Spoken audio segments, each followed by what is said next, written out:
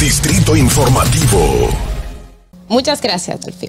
Miren, señores, nosotros, y déjenme iniciar un poquito hablando de periodismo, porque en periodismo ustedes saben que toda historia, incluso las buenas noticias, a veces tienen dos caras, y cuando uno trata de hacer buen periodismo implica buscar esas dos caras, inclusive cuando se trata de una buena historia. Y de hecho, me voy a mediados del mes, porque el gobierno anunció con todos los aplausos como una cosa muy buena el aumento del sector azucarero.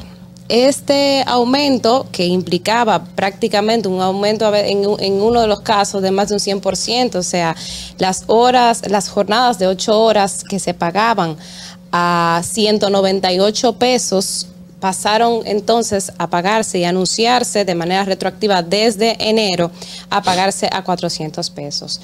Y para los empleados del área administrativa de ese sector también pasaron de ganar un sueldo de 7,663 pesos a 15,000 pesos.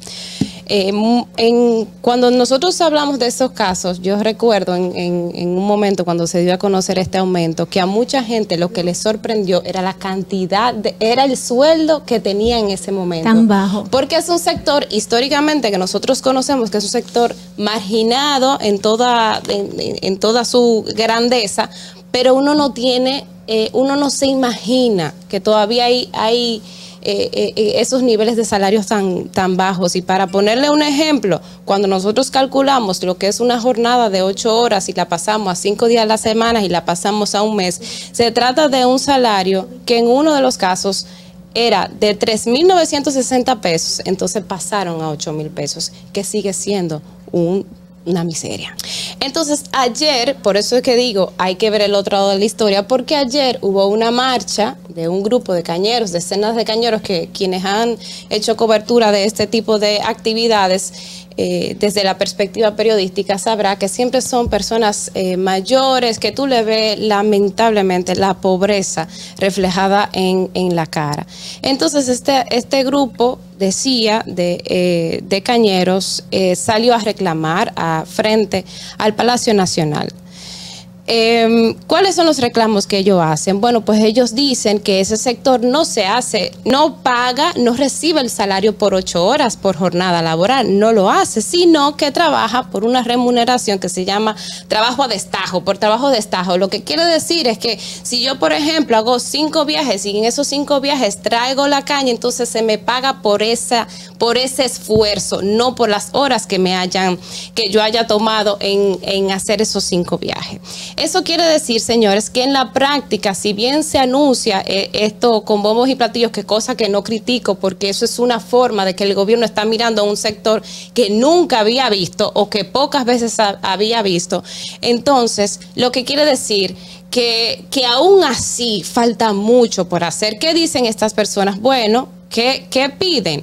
Ayer, ¿qué reclamaban? Que este aumento se haga por corte de caña, que las horas de trabajo se lleven a 8 horas, porque muchas de esas personas comienzan a trabajar desde las 5 de la mañana y no trabajan 8 horas, trabajan 14 horas. Y el salario que se le paga es por esfuerzo, no por esas 15 horas. Entonces, en la práctica, lo que critican es la forma del trabajo y dicen que se adecúe mucho más a las condiciones de trabajo que ellos realmente tienen en el terreno, que, como dije ya, es el trabajo a destajo.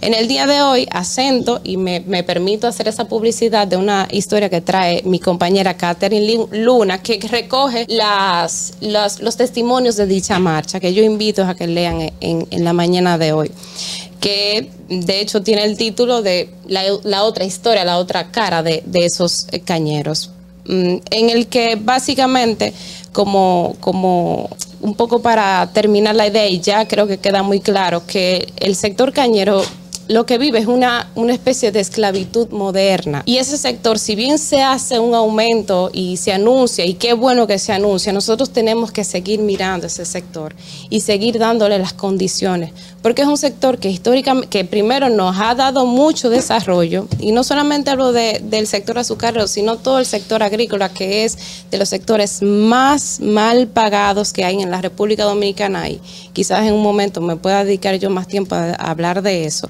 Pero ahora mismo, señores, nosotros tenemos que seguir mirando a ese sector. No podemos pensar que por un aumento de esa cantidad que viene siendo bueno, ese sector pues va a, en la práctica, va a tener unas mejores condiciones de vida. Porque no es así, señores. Tenemos que seguir garantizándoles el derecho que se le ha negado históricamente a esos trabajadores azucareros. Fernando. Distrito Informativo.